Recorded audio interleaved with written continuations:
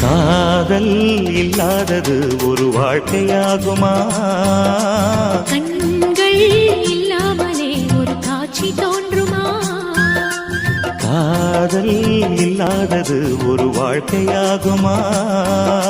கண்கள் இல்லாமலே ஒரு காட்சி தோன்றுமா? பெண்ணை தொடாதது ஒரு பெருமையாகுமா? முத்தம் சிந்தாமலே அது முழுமையாகுமா? முழுமையாகுமா? காதல் இல்லாதது ஒரு வாழ்க்கையாகுமா? கண்கள் இல்லாமலே ஒரு காட்சி தோன்றுமா?